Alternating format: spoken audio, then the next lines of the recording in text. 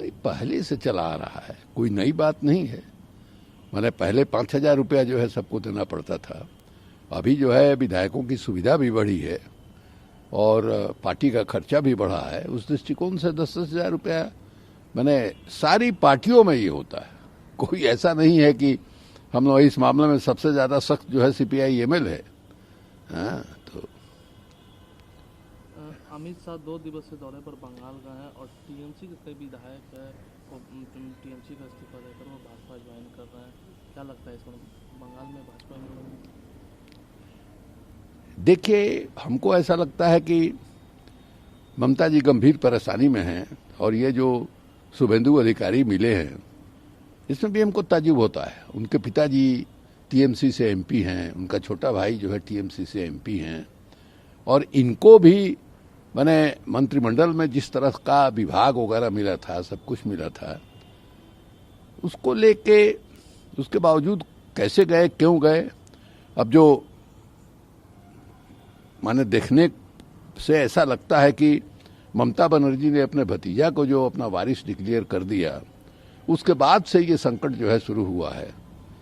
और ये उम्मीद कर रहे थे कि माने हम जो है दूसरे नंबर के हैं, हम सबसे लोकप्रिय हैं, तो ममता जी हमको अपना वारिस बनाएंगी।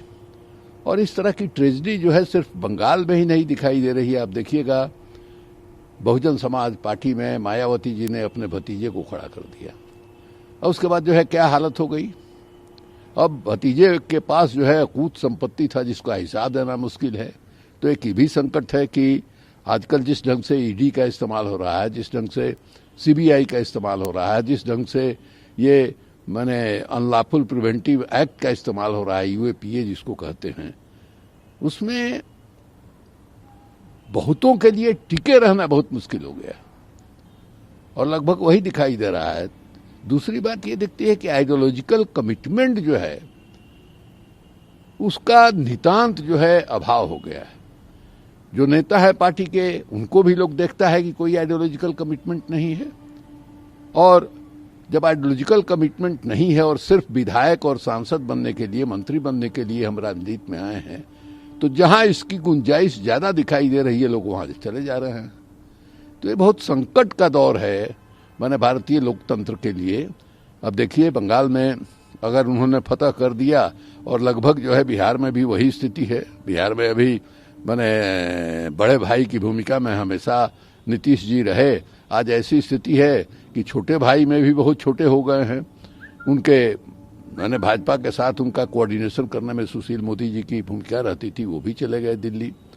और मैंने मंत्रिमंडल का विस्तार तक नहीं हो पा रहा है भाजपा के चलते। तो ये हर जगह जहां जहां भारतीय जनता पार्टी की सरकार नहीं है, हर जगह किसी न किसी ताल तिकड़म से ये कोशिश हो रही है कि हम उस जमीन पर कब्जा करें। ये संकट है भारतीय राजनीति के सामने और लोकतांत्रिक राजनीति के सामने। किसानों का प्रदर्शन कई दिनों से चल रहा है, लेकिन हरियाणा के मुख्यमंत्री ने कहा कि 1 से 2 दिनों के अंदर समस्या का समाधान। अब कहने के लिए दावा वो करते हैं। अब जो किसान जब आ रहे थे पंजाब के, तो हरियाणा के इलाके में ही उन पर लाठी चली, टीयर गैस चला, वाटर कैनन का इस्तेमाल हुआ ठंडा में। और उसके बाद जो है वहां के किसान जो है वो खड़े हो गए पंजाब के किसानों के साथ और कहा कि नहीं साहब, हरियाणा से इनको हम पार लगाएंगे, हम जो है आगे आगे चलेंगे। तो जहां उनका दावा था कि हरियाणा में किसान जो है पंजाब के किसानों के साथ आंदोलन में नहीं है, अब दिखाई दे रहा है कि हरियाणा के और पश्चिमी उत्तर प्रदेश के जो जाट किसान हैं, ये मजबूत लोग हैं, ये सब के सब जो है मैंने किसान आंदोलन में सक्रिय हो गए हैं। और कल मोदी जी ने एक चिट्ठी जारी की। पहली चिट्ठी उनकी हिंदी और अंग्रेजी में थी कि तोमर साहब जो कृषि मंत्री हैं, उन्होंने किसानों को जो चिट्ठी लिखी है उसको सब लोग पढ़ें। और कल उन्होंने दक्षिण भारत के भी सभी भाषाओं में वो चिट्ठी जो है अनुदित होकर छपी। इसका मतलब है कि अपने प्रधानमंत्री जी को ये संदेश मिल रहा है अपने सूत्रों से कि साहब ये आंदोलन जो है वो देशव्यापी होने जा रहा है, राष्ट्रव्यापी होने जा रहा है। इसीलिए सारी भाषाओं में उस चिट्ठी का अनुवाद होकर के मैंने सब जगह बांटा गया है, विज्ञापन जो है दिया गया है। तो देखिए, ये रुकने वाला नहीं है। हरियाणा के मुख्यमंत्री क्या कहते हैं, हिंदुस्तान के कृषि मंत्री क्या कहते हैं या हमारे प्रधानमंत्री जी क्या कहते हैं, उसको मत ध्यान दीजिए। जो आंदोलन हो रहा है उसमें कहीं कोई कमजोरी आ रही है, इसको देख करके तब कोई निष्कर्ष निकालिए। फारूक अब्दुल्ला को प्रगति का शिकंजा सोचा। अब देखिए, अब फारूक अब्दुल्ला साहब का बयान है कि ये जो उनका घर है, एक घर जो है उनको माता के साइड से मिला है, एक घर जो है उनको पिता के साइड से मिला है, और एक घर उन्होंने खुद बनवाया है, ये कहा है। अब ये साफ दिखाई दे रहा है कश्मीर में जो कुछ हो रहा है, क्यों हो रहा है ये बताने की जरूरत नहीं है। गोपुर गैंग और सवाल जो है मैंने सेकुलर पार्टियों से, कांग्रेस पार्टी से हो रहा है कि भाई आप बताइए आपका क्या स्टैंड है।